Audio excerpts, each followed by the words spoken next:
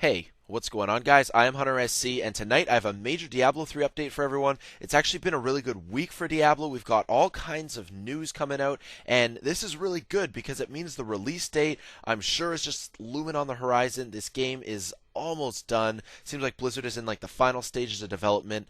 This week we have had the follower system be completely unveiled. The follower section of the game guide is what we're going to be taking a look at first, and it's actually really exciting because we basically went from knowing nothing about the followers to knowing everything about them, especially the Scoundrel and Enchantress. So we're going to go over them. Just to give you an introduction for this followers section, I want you guys to sort of think, what class are you going to pick for Diablo 3 when the retail hits? What class are you leaning towards? Or maybe even if you can go as far as to think of what build you were considering. Um, I'm asking this and recommending this more so of you guys just because when choosing a build, your follower is going to play as integral a role as anything else.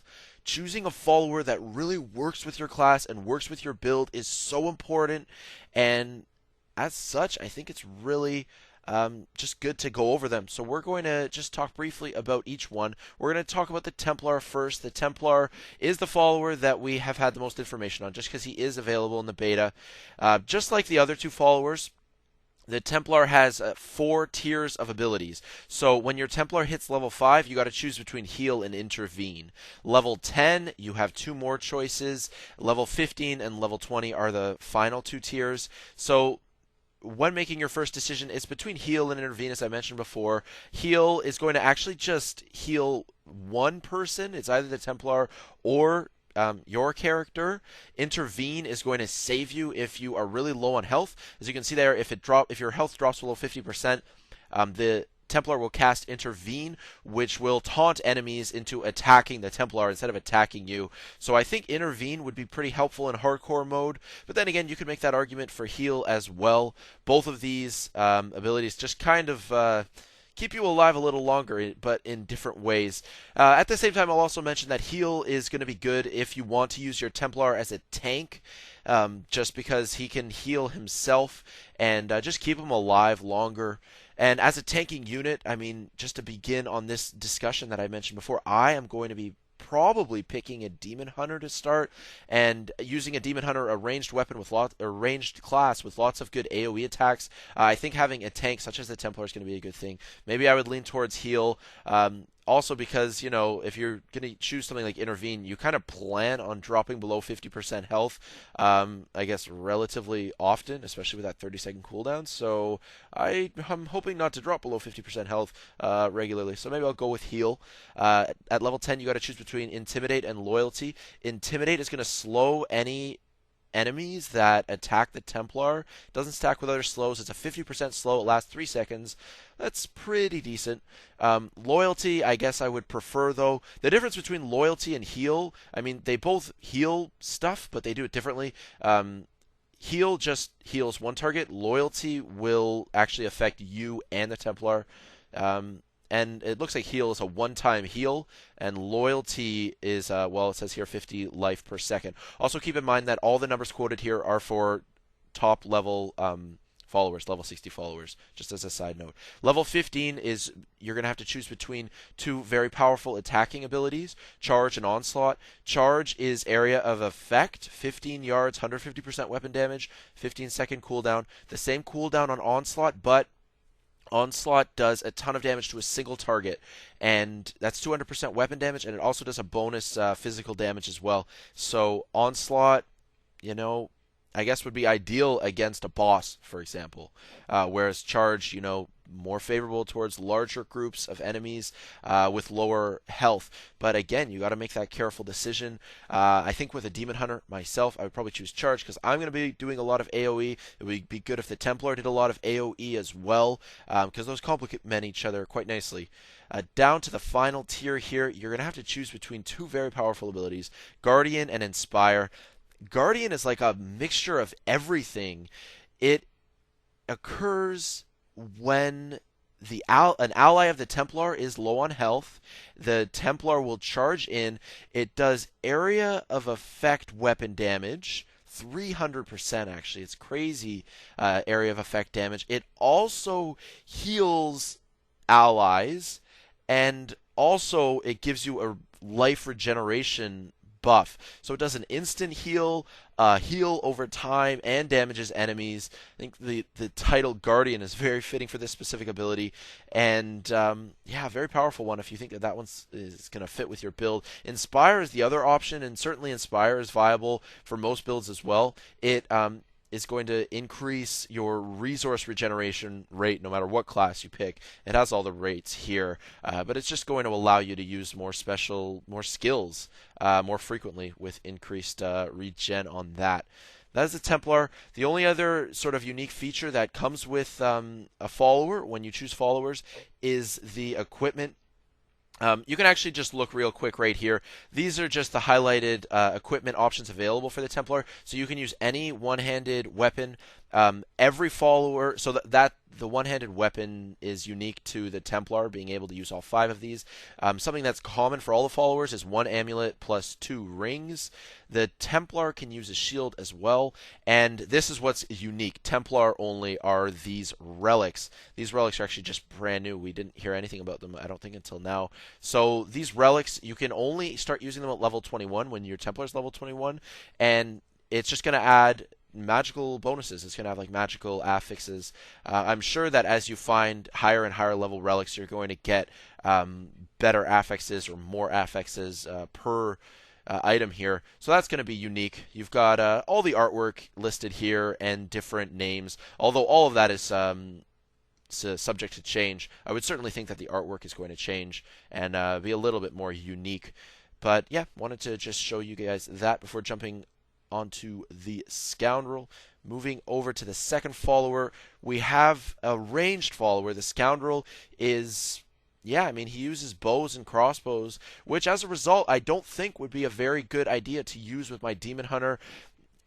You kind of want a follower and a class that are going to complement each other. Like I said before, having a Demon Hunter at long range doing AoE, and then a Templar at the front lines tanking damage, attracting monsters to him, makes a lot of sense. Whereas having two, having a follower and a class that are both doing ranged attacks, both trying to stay out of trouble, I don't think will end well, because monsters will be able to close that gap and eventually kill you guys more effectively. We're going to go over the Scoundrel, of course, though, and just think maybe if you're going with like a Barbarian, possibly, maybe the Scoundrel makes a bit more sense. Scoundrel abilities begin at level 10, which is actually different from the Templar, which started at level 5. Of course, the Templar you get in Act 1. Scoundrel, maybe you get in Act 2. I think that's a reasonable estimate. At level 10, you choose between Crippling Shot and Poison Bolt. Crippling Shot is going to slow targets. Poison Bolt adds poison damage. At level 15, you choose between Dirty Fighting and Vanish. Dirty Fighting blinds targets in front of this Scoundrel, and I don't really like the ability, because I just don't like blinding effects. I've used them quite a bit in the beta, and I just don't find them to be hugely useful. I think you'd best use that if you're like trying to escape and run away from combat almost.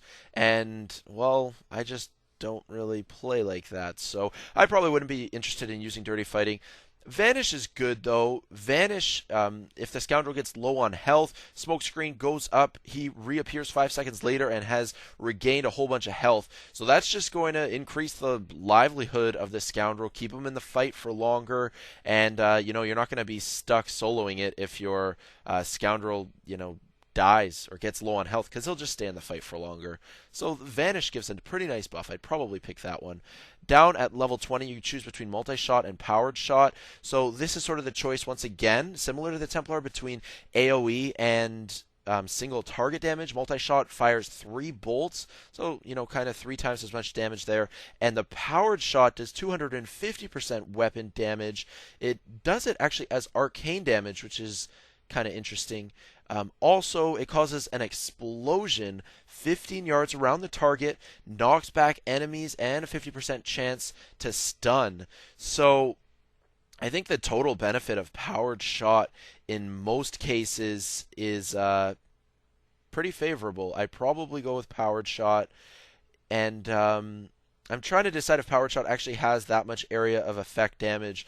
The only area of effect is the knockback, which doesn't actually damage monsters, and the stun, which also doesn't damage. So it is still single target damage, but it also is going to, just knock back monsters and stun them and stuff like that. So it does have some area effect properties as well. Be a tough call between these two, but I'd probably go with Power Shot just because it sounds a hell of a lot cooler than Multi-Shot, classic Diablo 2 ability.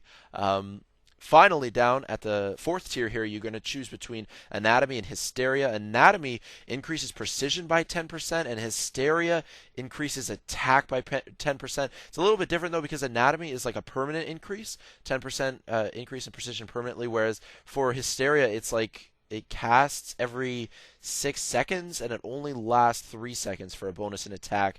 So choosing between Anatomy and Hysteria would boil down to what your stats look like and what your follower stats look like. So if you and your follower, if you and the Scoundrel both have high precision, obviously go for Anatomy. If you guys both have high attack, maybe lean towards Hysteria.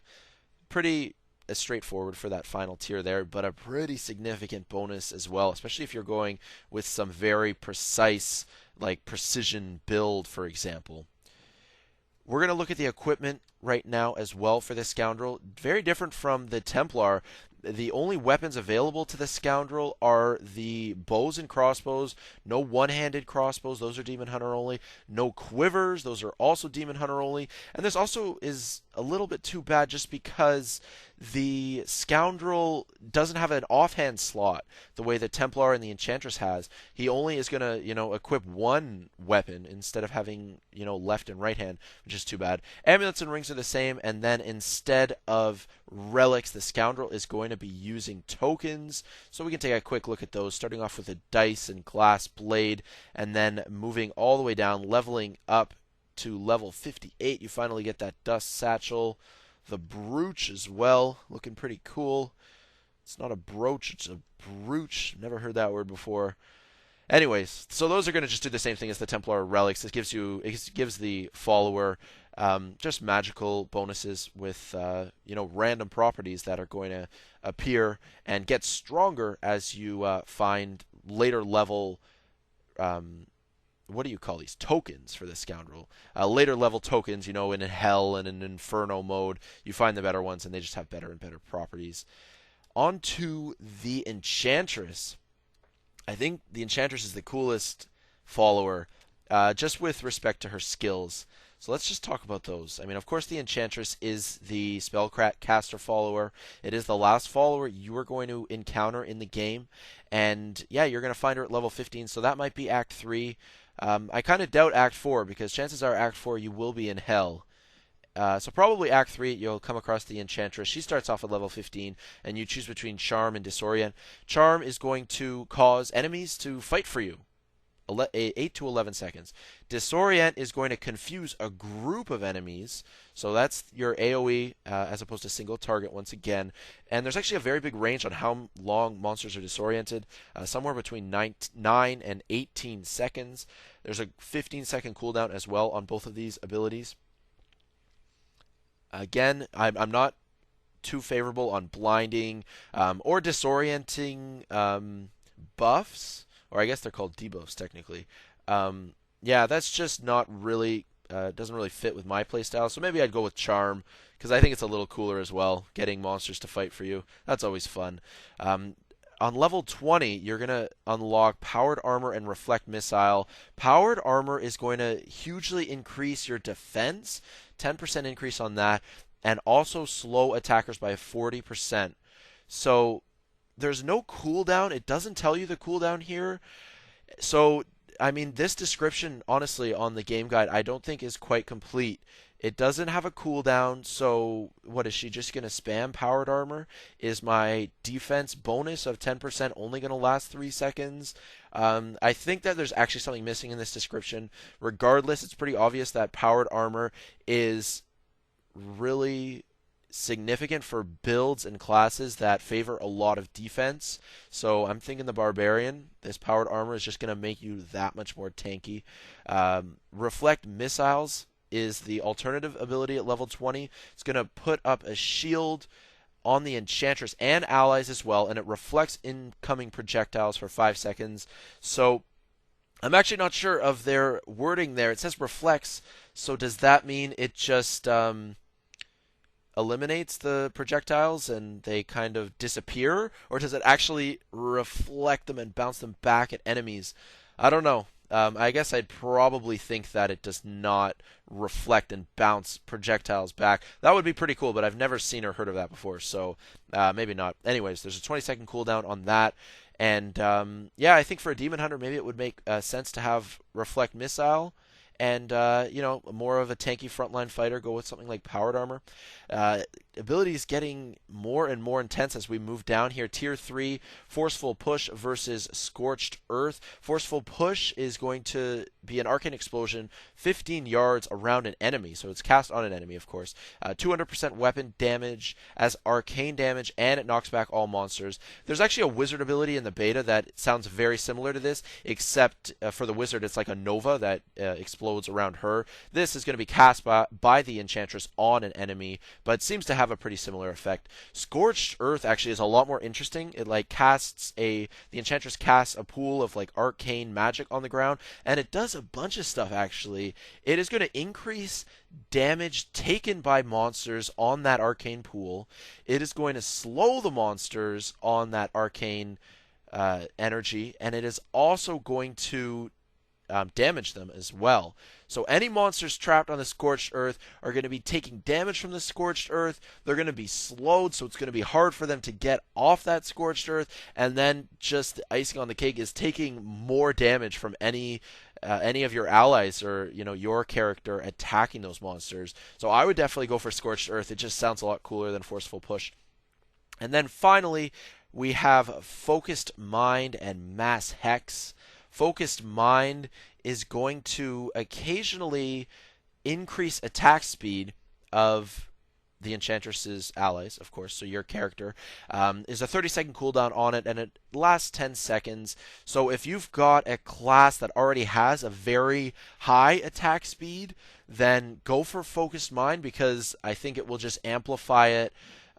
I guess you'd call it exponentially more. Like if you're already sitting at 150% attack speed and you add 10%, well, that's, a 15 bonus. Whereas if you're just at 100, 10% is only 10, so it's not as significant. So if you're focused on pumping up attack speed, go for Focused Mind. Mass Hex is actually completely different, though. Mass Hex is going to it gets casted when your character is low on health, and any monsters within 15 yards of your character are turned into chickens for 4 seconds.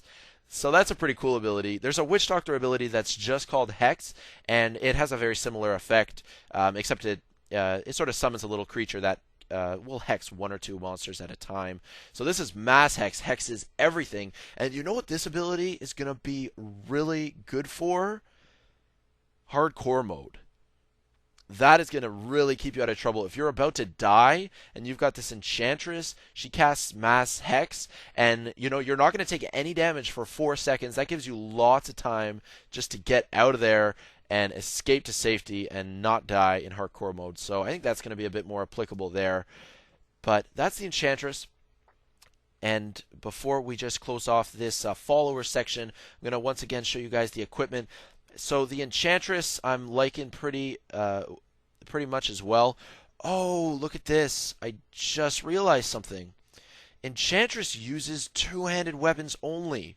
I thought that she could use one-handed weapons. She can't. Okay, so like the Scoundrel, the Enchantress is only going to have one active slot. Your, two-handed weapons only.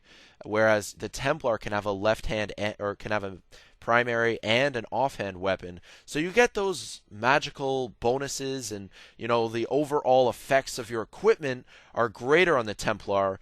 But with the Enchantress, for example, her weaponry is just going to be overall more powerful. So two-handed axes, two-handed maces, staffs, and swords only for the Enchantress. And of course, with the recent changes in patch 5, we now know, I made another video about this, how spellcasters have changed so much. And if you've got a really heavy hitting axe, that's going to directly affect how much damage you do with spells and how fast you cast spells. So that's going to be the case with followers as well. And with this Enchantress, for example, I think that's pretty interesting. I was so sure that the Enchantress used one-handed weapons and could use a shield. I don't know. It's blowing my mind. I really think Blizzard changed it because I was looking at this yesterday, and I really think Blizzard changed it. But I don't know. There's no way of me knowing for sure. So you pick one two-handed weapon. Amulets and rings are the same, and then Enchantress focuses. So there were tokens, and then there were relics, and now we've got focuses for the Enchantress. Starting off with a mirror in the eye, scrolling way down to the herb, which are going to be the final ones that you get. Closer to hell mode, maybe even inferno mode. Herb and cauldron, and classic unit from Diablo 2. I'm glad to see it in one form or another. The Oculus. Man, that was the best source orb in Lord of Destruction for Diablo 2. So it's making a comeback. Not as glorious now though. It is just an Enchantress focus, but yeah, it's actually cool that they do a little shout out for that there. So that's pretty cool. Once again, I'm really wanting to get some discussion going and just to figure out what classes work with what followers, and what builds for both the class and skill choices for the followers mesh well together. Because I stressed it at the beginning of the video, and I'll just say it again, there is really nothing more important for any build than a follower. Everyone is going to pick a follower. You're going to stick with your follower. You're going to level it up. You're going to get good gear for your follower, and you're committed to it. So as a Demon Hunter player, I'm definitely leaning towards the Templar or the Enchantress. And the good thing I think about those choices is that the Templar, you unlock him very early in Act 1, so I'll have quite a while to play around to level him up, to get some good equipment on him, and just to see if he fits with my Demon Hunter build. And then, 2 acts or maybe 3 acts later, unlocking the Enchantress, you can go, or I'll be able to, test her out too if I'm not happy with the Templar. Maybe switch over to the Enchantress. Let me know what you're going to pick, though, especially for these followers, and also include what class you're going to go with. I was pretty curious about that. Anyways, I think this video is long enough, and I'm just going to wrap it up. Thanks a lot for watching, guys. I am Hunter SC. Take care. Peace out.